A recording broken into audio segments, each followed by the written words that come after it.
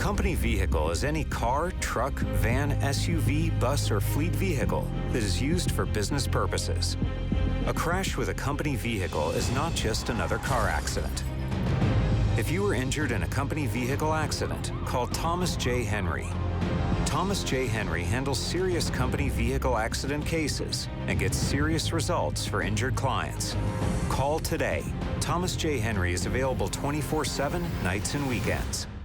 But as for now, Mallory, we got a little game to play. Let's look ahead a little bit to some projecting to 2023, to fall 2023, but also some questions just in general about some programs.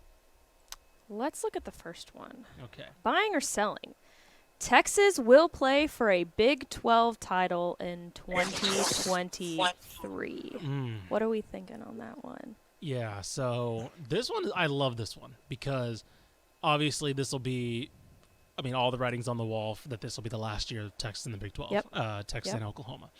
Got one more year. And as UNT and UTSA love to do, they would love to spoil an outgoing season of a conference, right? They love the idea of a conference commissioner handing a team that's not going to be there the trophy. It's going to be Texas and Oklahoma this year. That'd be hilarious. I'm going to go with true. I think they do because this team was so close this year to just being not even national title contender, just being what they think they should be, right? Which is playing in AT&T for a Big 12 title. So many lapses this year, play calling wise, game state wise, felt so fixable. Now again, that's still on Sarkisian to actually turn the corner and fix those. But I feel like you watch that game, and I don't know if Craven agrees or disagrees, and you just see a fixable team. And if they could just, it's like a team with rough edges right now, and if you could just sand it out, you see a Big 12 championship team there. So I'm gonna go true. And we'll see. Craven, what do you think? I'm also buying this. This is going to be a trend throughout the offseason. People are going to get annoyed at the Texas hype I'm going to bring to this Republic of Football show for the next 8 months. They're bringing back all 5 starting offensive linemen, and they got some young guys pushing in the 2 deep behind them. That defensive line is going to be okay. I think the defense is going to be good. Quinn Ewers is going to take a step forward, and if he doesn't, Arch Manning's right there. The backfield's going to be fine. A lot of the running game's dictated on your offensive line anyway. I think Jonathan Brooks is going to be just fine as a running back. The receivers, Jordan Whittington's coming back. It looks like Xavier Worthy's going to come back. They're going to, Isaiah Nayor is going to be healthy. The Wyoming transfer that missed out on this year. So, and then you look at the Big 12 and Oklahoma State's on fire. TCU, not in a good way on fire, like a dumpster type fire. Right. TCU has to take a step back. We'll talk about that a little bit more later on. And so it just, Oklahoma's not quite there yet. So you look around the Big 12, it's like, who's gonna be the favorite? Well, it's got to be Kansas State and it's got to be Texas. Right now, I feel like those are going to be the 2 best teams on paper going into the Big 12 next year. Maybe even Texas Tech. Yeah. I feel like one of the most interesting off-season topics that we're going to have with Texas is going to be that quarterback battle. Sure. With Quinn Ewers and then Arch Manning coming in from that 2023 class. I think that's got to be one of the most fascinating off-season pieces that we're going to get this coming off-season. Yeah, because, it was obvious that Quinn Ewers plateaued, right? Took a step back. Absolutely. Or plateaued from what we thought he'd be. But how much of that was just him not playing since his junior year, right? Of high school. Does he need a full other offseason with Texas to look better? And I think that discussion, because people had a lot of doomsday scenarios when he decided to skip his senior year, of saying, "Oh, this is going to be a trend." I think he's proving that that's not going to be a trend. No, right? We're seeing how much he struggled and how much live fire just changes who you are as a quarterback, right? And so I think that's I think if I'm not in the mind of Quinn Ewers, but I feel like if he had to do it all over again, he maybe goes his senior year, right, and maybe steps in as a true freshman and is a lot more polished of a quarterback and not more game ready. So I feel like he's somebody who the talent is there. And yeah, I agree. It's going to be, people are going to get sick of this because I think they're going to be really good. What question do we have next, Mallory? Let's go with, are you buying or selling? Jimbo Fisher and Bobby Petrino will coexist on the Texas A&M coaching staff. All right. We've already kind of hinted at this, but I think it's just kind of funny. Craven, what do you think? I honestly think I'm buying this one. The talent's there, obviously. Connor Wigman. I just think Petrino is an excellent play caller. He has the skin on the wall, the chops that Jimbo's going to respect. I would question this more had Jimbo gone young, up and coming offensive coordinator. Think like Zach Kitley or Garrett Riley or Will Stein. If it's one of those guys, it's like, will Jimbo wrangle the ropes back when things kind of get off course. I think Petrino's respected enough to where he's going to have enough say in that room for this thing to work. I don't think it works long term. I think this is a 1-year deal, because if it does work, Bobby's going to go get a head coaching job somewhere. This isn't going to be something that's a long-term fix. But I think for 1 year, Jimbo Fisher, Bobby Petrino make this work offensively. My biggest question for Texas A&M may be on the defensive side. That's a good point. I'm also going to buy this, weirdly, because – I see this as Jimbo Fisher hiring somebody that he know. That was the big question mark when he was hiring a coordinator. Was like, would he listen to somebody? Mm-hmm. I think he was going to hire somebody he would listen to, right? And if he hired a Garrett Riley, he'd be like, "What? Who's this kid?" Right? Yeah, cool. You put a good offense at TCU. Congratulations, right? I won a national title. It was going to be somebody he respects. Exactly. It was going to be somebody that he considers an intellectual equal, right? A For peer, sure. Somebody who maybe not as accomplished, right? Not everybody's won a national title, but somebody who has been there, done that, coached at big programs, has a tenure, right?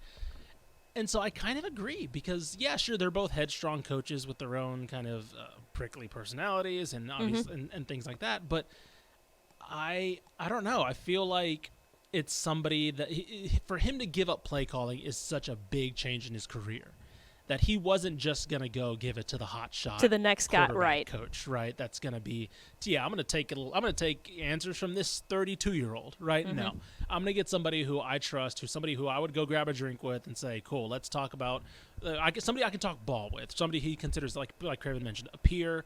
And so as weird as it is, right, as awkward as the hire was, I think it might work out. Yeah, I agree with you. Yeah. All right, let's move on to our next buying or selling. TCU regresses next year in a similar fashion to what Baylor did this season after winning 12 games in 2021. Buy. Yeah, I think I'm going to go with buy as well. Yeah. This team and it's going to be because they lose so much. They lose a lot. They do. So they really much. do. They lose Max Duggan. They lose Quentin Johnson. They're probably going to lose Kendra Miller.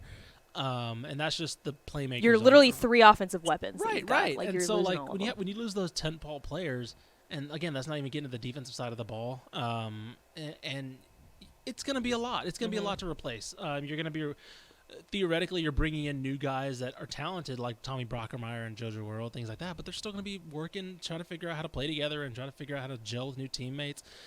Is Chandler Morris the guy going forward? Maybe. I don't know. We'll see. But it's a lot, right? And I don't think it'd be crazy to say, like, yeah, they probably closer to 8 wins, right? 7 wins next year. And to no fault of their own. It's good that they're keeping the coaching staff more or less intact. So, yeah, I buy this. Craven? Yeah, I think I buy it as well. Obviously, for the same reasons that Baylor took that big regression, it's hard to lose that much production and stay on top. And also, not even that, they had like 6 or 7 one-possession wins this year. I think they were 6-1 or 7-1 in one-possession games. Unless you're Jeff Traylor, those tend to kind of fall, to 500 on the coin flip scale. And you're not going to, that's what happened to Baylor this year. They were, I think, 5-1 the year before in one-possession games, and then they were 2-5 this year. That can be the difference. And so add in the close games, add in the roster turnover. I think that they're going to regress down to 7 or 8 wins like Ish said. Yeah, I agree with that. All right, let's move on to our last one, buying or selling. I got to put it up first. UTSA will walk into the American and will be a contender in just year 1. I'm buying in on that. I think. Yeah, a contender, because the phrase is a contender. It's not, we're not saying they're gonna win the American. We're just saying they're going to be a contender. Yeah, I'm buying in on that.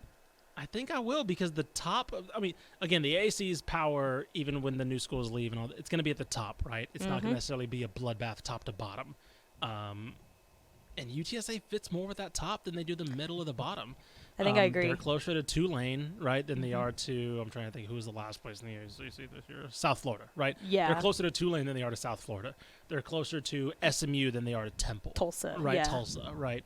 So, yeah, I mean, yeah, when you lose UCF, Cincinnati, Houston, you need a new power vacuum to kind of step in, and UTSA is probably the most ready-made out of any of the programs coming in to step into that. Bringing back Frank Harris, too. Yeah, and then Clark is coming back as well. I saw, so it's like, Jeez, you're coming into the American with a good amount of weapons with you. Sure. Crazy. Joshua Cephas also coming back. Rashad Wisdom also coming back. I tend to downplay the Roadrunners. Everybody knows that. I lose a lot of money on the gambling train with the UTSA because I just can't get myself to believe that they're as good as they are as a former student there. Right. But I think I buy it as well. I mean, Tulane obviously is going to be the favorite. I think, SMU is going to be up there as well with Preston Stone and what they're going to bring into the transfer portal, what they're going to add to that program. But UTSA is right there. If they're not in that top tier, they're right below it. Frank coming back, I think, gives them an opportunity to walk into that thing and go compete for a conference championship. It'd be different had he not come back.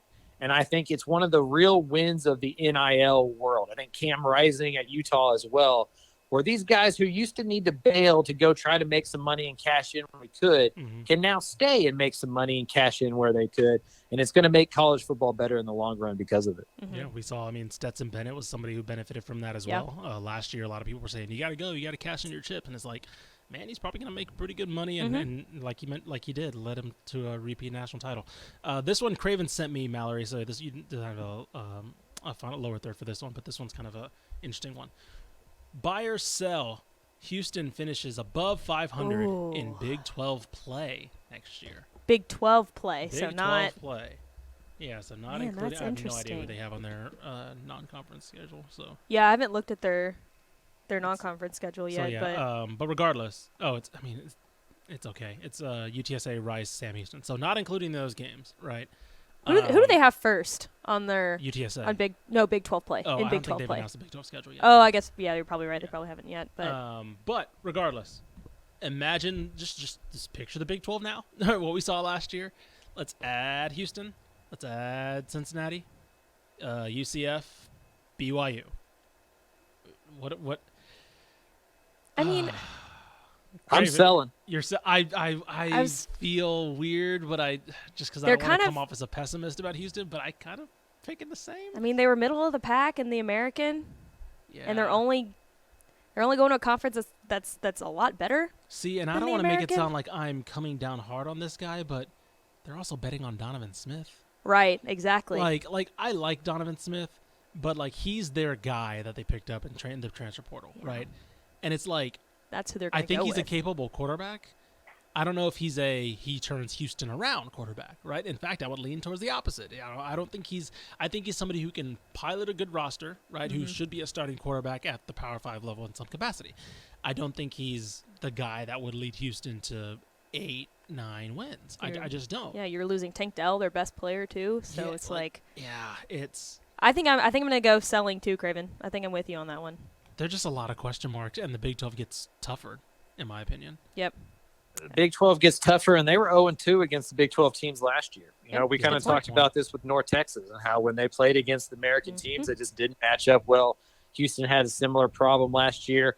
I think the way Donovan Smith played in that Texas Tech versus Houston double overtime 33-30 win for Texas Tech really sold that coaching staff on what he could be in that offense.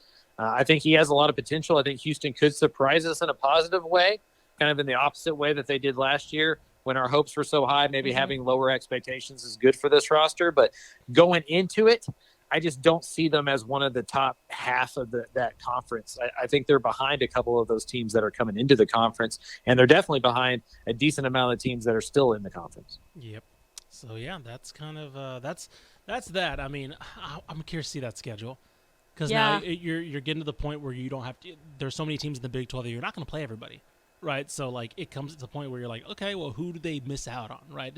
Who's the team that doesn't have to play maybe Texas and Kansas State in the same year, right? Right, and there's just not as many gimmies as there were in the past. Sure, Gimme games. I mean, Kansas even Kansas is is better. West beat 'em Virginia's last year. good. Right, exactly. Like there's just not those. So it's gonna be hard. Do you have is there an indication of when the schedule's gonna drop, Craven? Do you know? Well, they got behind the scenes. They have 2 schedules, right? Like each school has kind of the schedule if Texas and Oklahoma are in it, and then an emergency schedule in case Texas and Oklahoma find a way to push the emergency exit button. Crazy to think about. And so, like, I think it's one of those deals where as soon as they have real confirmation that those 2 teams are going to be in, I think it gets released. We're starting to see like Conference USA release theirs yesterday or the day before. Okay. So they're starting to come out. They're starting to be more prevalent. So I imagine the Big 12 wants to release it, but they also don't want to do what Conference USA did last year, where you release a schedule, everybody starts making travel plans, and then all of a sudden you got to do a new one. Right. And so I think they're going to try to wait until they know for sure which way that one's going to go before they release anything. Yeah, gotcha. That's a good point. Okay, before we go, I just want to get, because we have had some transfer activity, some teams making their moves in terms of figuring out who their quarterbacks are going to be. So, Mike Craven, I want to get your instant thoughts right now. So, we've had 4 interesting transfers of the last couple of days. UNT getting Chandler Rogers from ULM. Texas State, of course, getting Malik Hornsby from Arkansas. Ryan Stubblefield committing to UIW, formerly of Richmond Foster and ECU. And then Sawyer Robertson from Mississippi State going to Baylor, obviously boosting that quarterback room. Craven, you got any initial thoughts on those? Obviously, UNT, at least the non-Baylor teams seem to be getting guys who could start right away. Obviously, Baylor probably, but I think it's more of to push Blake Shapen than to maybe replace him with Sawyer Robertson. You got any instant thoughts on those? Yeah, I thought the Sawyer Robertson one was pretty interesting. They beat TCU head up for that one. That was a TCU Baylor battle there in the transfer portal, and he goes to Baylor. I think he's got a better chance to win that job than he would. I think Chandler Morris is pretty entrenched as that TCU starter moving forward. So that's a good one. Whether it pushes Blake Shapen to be more consistent and better, or he takes that job, either way, that's a win for Baylor. They needed somebody to push him and be a backup there. So I think that was a good one. And then, I'm sure this is the one you want to talk about, but a guy like Malik Hornsby is not going to Texas State before G.J. Kinney gets there, right? Like that's a clear cut advantage and look at what this program can start doing in the transfer portal, what they can do at the high school level recruiting wise. All you got to do is turn on the Lindsey Scott tape. I doubt Kinney had to do much recruiting there. You just ship off that film and you just go, hey, watch this guy. We're going to do exactly that with you next year. And that's an exciting player, one of the fastest players in college football. I don't mean one of the fastest quarterbacks in college football, right? Like legit one of the fastest players in college football, and so he's going to be exciting. He's going to be impressive. And Lindsey Scott wasn't known as a passer when he arrived at Incarnate Word, and you saw the numbers he put up there for the Cardinals. I'd imagine a similar thing happens with Hornsby, and that makes Texas State a must-watch team, at least early in the year, just to see what that looks like. Yeah. And so, like I said, that was seeing him, because I believe Nebraska was in the conversation for him as well. I believe that was maybe more of a commitment to the position. From what I read, Nebraska wasn't exactly committed to him at quarterback, and I feel like he wants to prove himself as a quarterback. And if you're G.J. Kinney and you have that type of athlete at your disposal, you're going to say, yeah, sure, we'll figure out whatever the hell to do with you. As I say that, Zach Calzada just made his official commitment to UIW. So Ryan Stubblefield and Zach Calzada in the locker room. That's a fun little pair to choose from. Because what a fascinating college. Right? I know this isn't the Sub FBS podcast that Corey and I do, but my goodness, you got one head coach who goes on to be now North Texas's head coach, Cam Ward, starting at a Pac-12 program. G.J. Kinney goes and wins the Walter Payton Award, which is the Heisman for FCS. They finished third in the rankings, FCS. G.J. Kinney gets the Texas State job. Now they got like a 28-year-old head coach and Chris Killo out there. They got a former A&M starter, Auburn guy, and Zach Calzada. Just a fascinating program that's come from like nothing to be a real springboard. It's been interesting to watch there in San Antonio. Yeah, Stubblefield was somebody I was a little upset got out of the state. So the fact that they're going to go right from the Calzada to potentially Stubblefield in within a year is going to be is pretty impressive. I mean, that's I love that. So yeah, that actually just dropped 3 minutes ago, so that was interesting.